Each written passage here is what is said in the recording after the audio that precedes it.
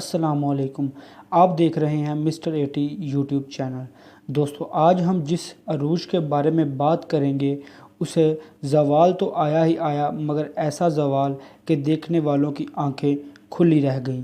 جی ہاں، ہم اور کسی کی نہیں بلکہ لاہور کے مشہور ڈان عارف امیر عرف ٹیپو ٹرکاں والا کی بات کریں گے۔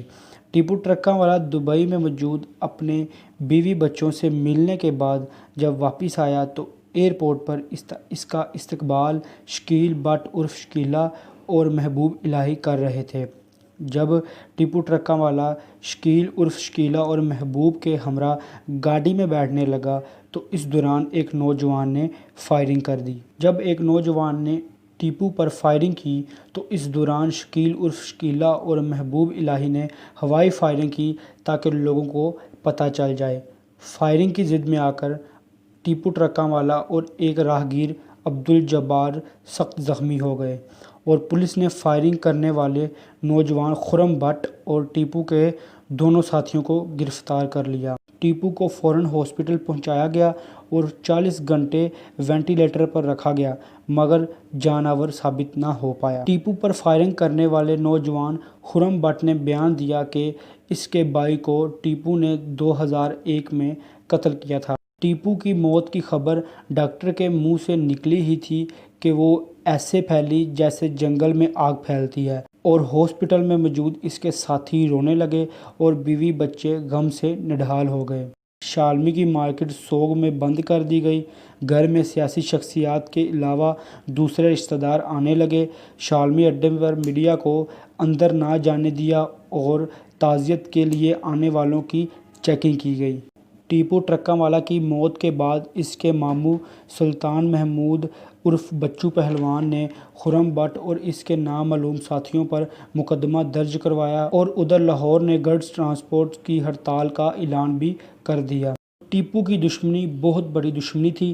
اس دشمنی کے بارے میں بہت ساری اخبارات میں رپورٹ تیار کروائی جن کے مطابق اندرون شہر رہائشی حنیف عرف حنیفہ اور شفیق عرف بابا ٹیپو کے بہت اچھے دوست تھے۔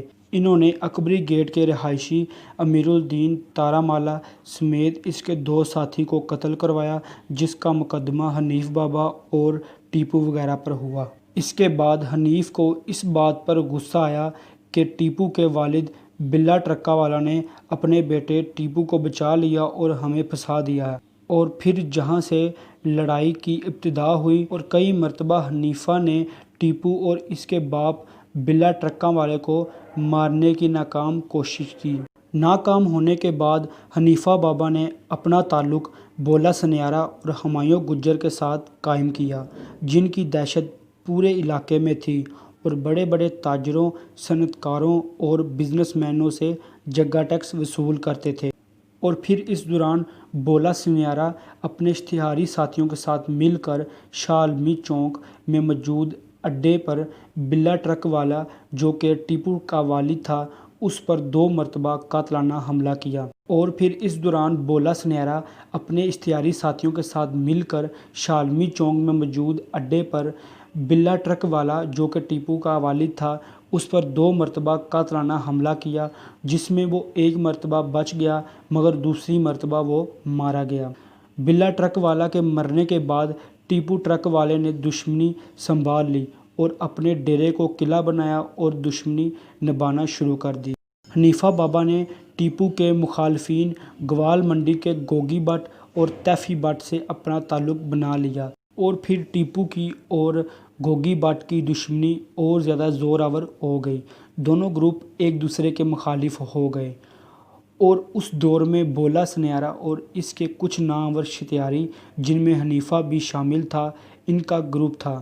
اس دوران ٹیپو نے بھی اسی گینگ میں اپنے مقبر بنائے اور اشتہاری نعیم خاں اور اشتہاری کیسر خاں وغیرہ اپنے ساتھ ملا لیے اور اشتہاری نعیم خاں اور کیسر خاں پیسے لے کر اپنے ساتھیوں کی مقبری کرتے۔ اس دشمنی میں بہت سارا پیسہ لگا۔ ٹیپو ٹرکاں والا اپنے مخالف اشتہاریوں کے پیچھے لگا رہا اور آہستہ آہستہ کر کے پولیس مقابلوں میں مارے گئے اور بالآخر ٹیپو ٹرکاں والا بھی مارا گیا۔